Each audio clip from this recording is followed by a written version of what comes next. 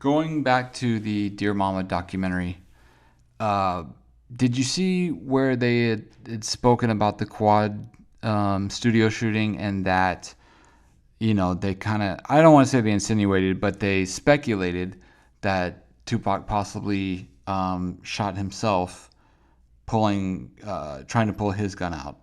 Um, Number one, did you see that in the documentary? And number two, was there ever any discussion or talk or joking about that when Tupac came to death row in '95? Well, I saw that, and I told y'all, boy, even though it's coming off as a great documentary, but y'all don't see all the little jabs that Allen Hughes is throwing. He throwing shit that, why even bring it up? Why even, talk about that? I like what Miss Gloria said. Boy, her and Afeni, boy, those some smart women. I can just tell the way they talk and their thinking, and they straightforward. They just straight shooters. They just tell us. So I love that about Miss Glow. Um, yeah, I saw it. I saw that. We heard it. I believe it. I believe he only had one testicle. I believe when he went and pulled, with those Glocks, they don't have safeties on them. And so, hey, y'all can always say how you're going to act or what you're going to do when no guns pointed at you and when you hear no shots and niggas telling you to get down and all that. We can make, I would have did this, I would have did that. But I believe he went in there and went in his pocket, and one of them, had an accidental discharge. I done seen two cops before shoot themselves, not their testicles, but they shot down their legs, one in the report writing room and one in a car.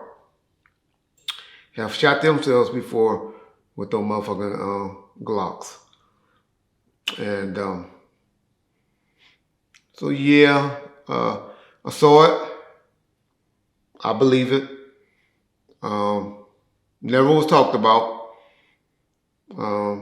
Other than always hated how Kidada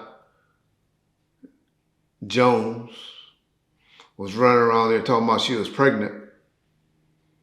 When I know if you only have one testicle, you can't get nobody pregnant. From all my learning of biology and stuff.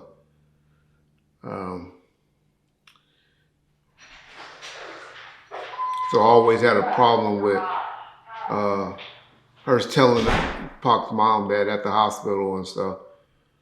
I always want to know what happened to that child. Because you sure was hollering at while he was fighting for his life and right after he passed. But he did love her. He ain't gonna take that away from her.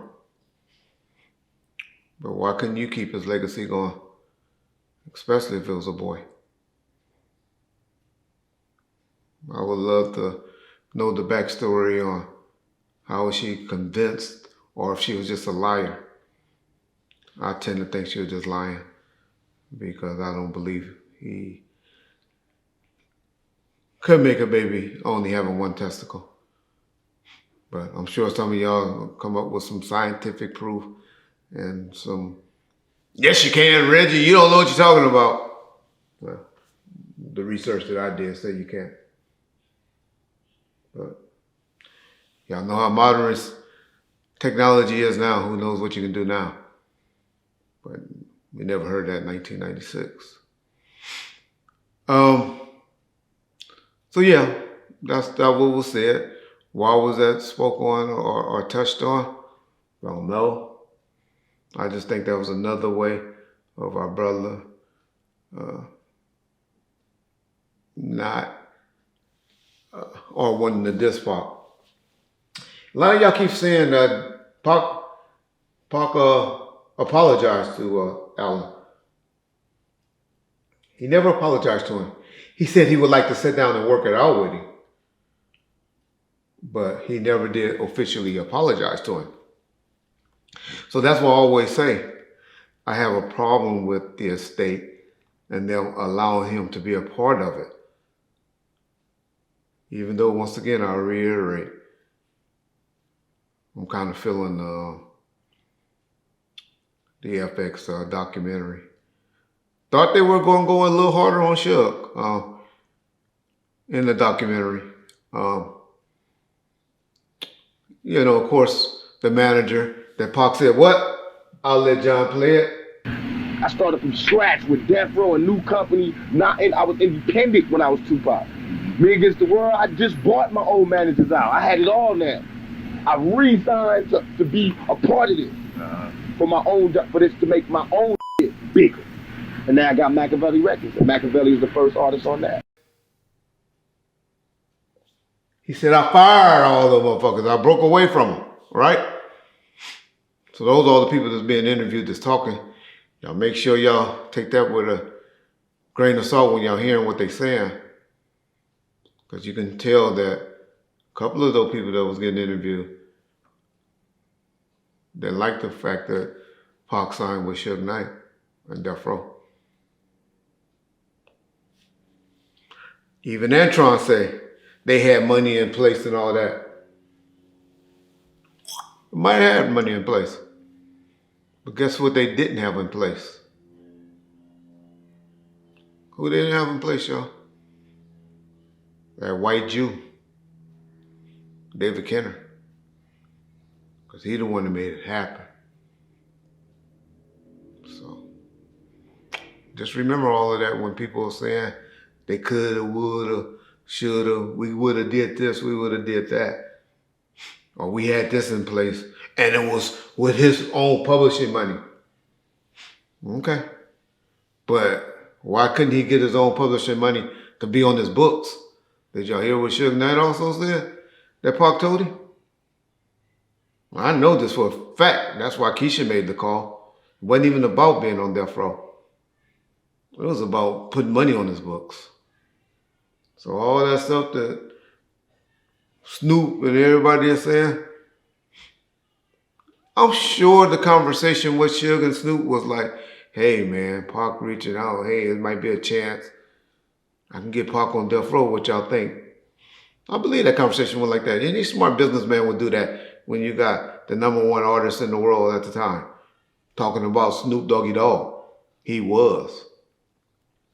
You got to run that by your partner Dre. What you think, man? They all got to give blessings. And then the final say be yours, just like I do with John. John let me say whatever I got to say or do, have whatever opinion. But what actually comes out on the YouTube or put on the platform, he has the final say so on.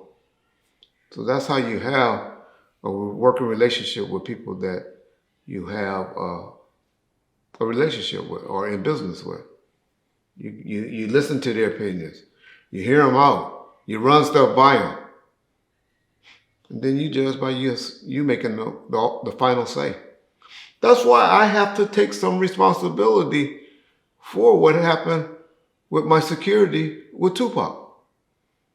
Even though I wasn't even there. Didn't know what had happened or anything. But I was ultimately responsible for putting a fake ass nigga with him. Versus a real dude that would have been there to advise correctly. Not saying that they would have stopped it, because nobody could have stopped it. I know y'all believe so, but nobody could have stopped what happened. But the reactions and the eyewitness could have been better. Yeah. That nigga that blew his brains out, putting a gun in his mouth in front of his wife was more Hollywood than Tupac Shakur.